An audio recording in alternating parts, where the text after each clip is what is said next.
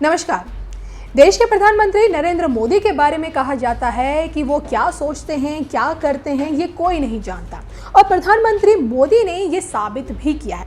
पूरा देश कुछ और ही सोच रहा है और पीएम मोदी ने मीडिया के सोच के उलट कुछ और ही कर दिया। इस बार भी जब केंद्रीय मंत्रिमंडल का विस्तार हुआ तो ये बात देखने को मिली।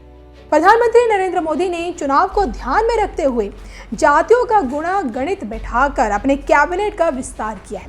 इस मंत्रिमंडल में शामिल 36 नए मंत्रियों में से 8 ऐसे हैं जिनकी उम्र 50 साल से भी कम है।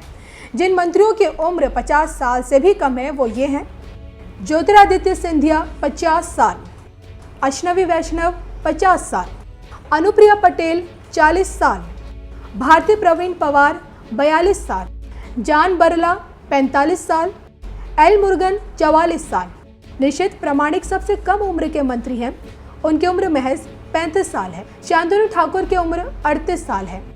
राजनीतिक जानकारों की माने तो भाई मोदी का मंत्रिमंडल विस्तार उन राज्यों पर खास फोकस रखा गया है जहां अगले साल विधानसभा चुनाव होने वाले हैं, जैसे कि यूपी, उत्तराखंड, पंजाब, मणिपुर और गोवा में अगले साल विधानसभा चुनाव होने हैं। अब देखिए, मंत्री परिषद विस्तार में सबसे ज्यादा 7 नए चेहरे यूपी से ही रखे गए हैं। इनमें महाराजगंज से सांसद पंकज चौधरी, मोहनलालगंज से सांसद कौशल किशोर, आगरा से सांसद एसपी सिंह बघेल, खीरी से सांसद अजय मिश्र, कल्याण सिंह के देखिए खास और राज्यसभा सांसद बीएल वर्मा और जालौन से सांसद भानु प्रताप वर्मा को भी जगह दी गई है। अब इसके साथ ही साथ बीजेपी के सहयोगी अपना दल की प्रमुख और मिर्जापुर से सांसद अनुप्रिया पटेल को भी फिर से केंद्र में मौका मिला है। अब मंत्री परिषद में पंजाब से देखिए कोई नया चेहरा तो शामिल नहीं हुआ, लेकिन हरदीप पुरी का प्रमोशन जरूर किया गया है।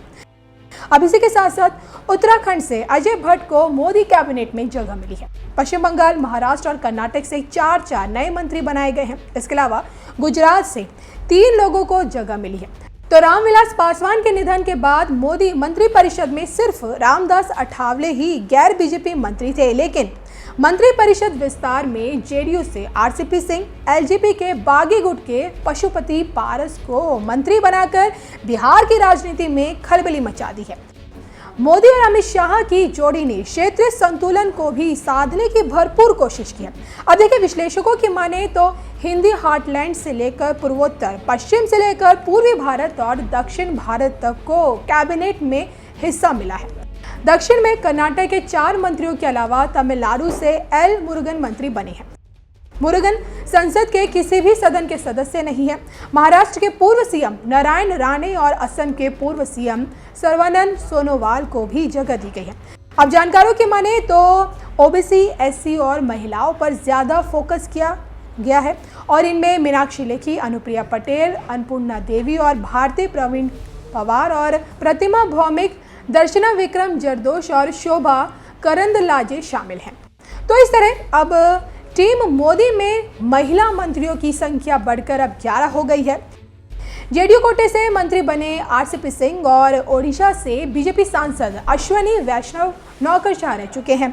आरसीपी राजनीति में आने से पहले बिहार के सीएम नीतीश कुमार के प्रमुख सचिव रहे थे। वहीं अश्विनी वैष्णव 1994 बैच के आईएएस अधिकारी रहे हैं।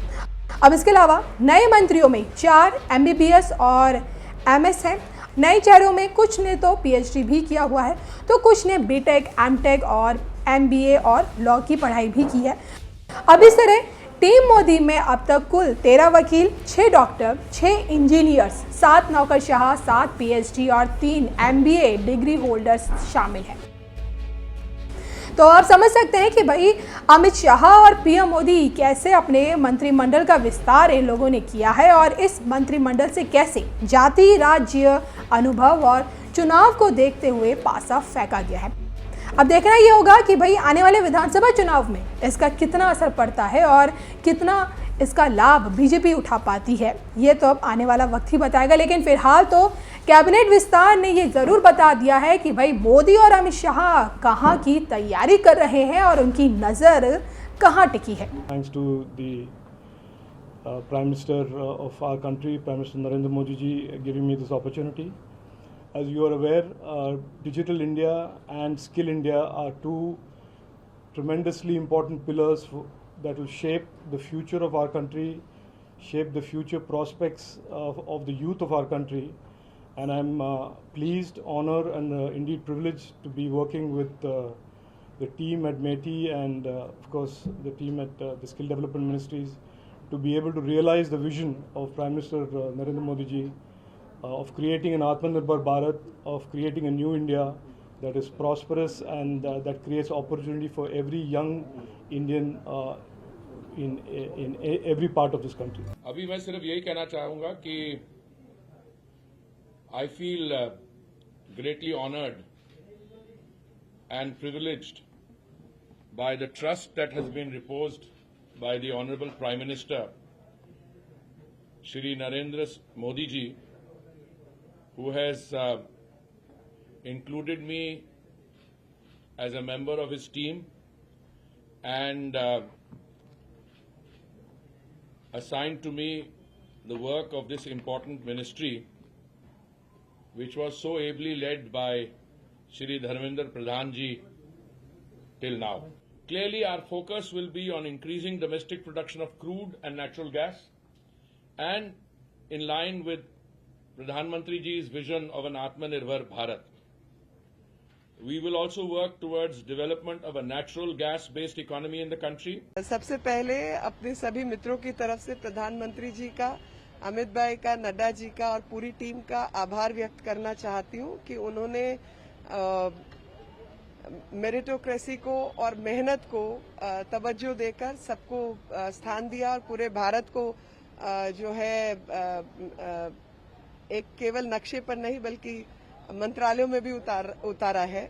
और ऐसे में महिलाओं को बड़ी जिम्मेदारी दी है, वो भी प्रधानमंत्री जी की एक बहुत दूर की सोच है, क्योंकि लोग अब तक महिला सशक्तिकरण की बात करते रहे, लेकिन सशक्त महिलाओं के द्वारा देश का नेतृत्व हो ऐसा प्रधानमंत्री जी ने करके दिखाया है। उनको अधिक जिम्मेदारी देने से उन्होंने ये विश्वास पैदा किया है। और पिछड़ा वर्ग को हमेशा पिछड़ा रहे ऐसा नहीं है, पिछड़े वर्ग के लोगों को भी रिकग्निशन देकर, पहचान देकर जो जिम्मेवारी सौंपी गई है वो भी काबिले तारीफ है। और ऐसे में चाहे वो विदेश नीति हो, चाहे आत्मनिर्भर भारत की नीति हो, इस सब नीतियों के लिए मैं प्रधानमंत्री जी और उनकी पूरी टीम को हृदय से आभार व्यक्त करती हूं कि जो भी शपथ के शब्द हैं उसमें से एक भी शब्द निरर्थक नहीं होगा और हम पूरा प्रयास करेंगे उसके एक एक शब्द में जान डालने का।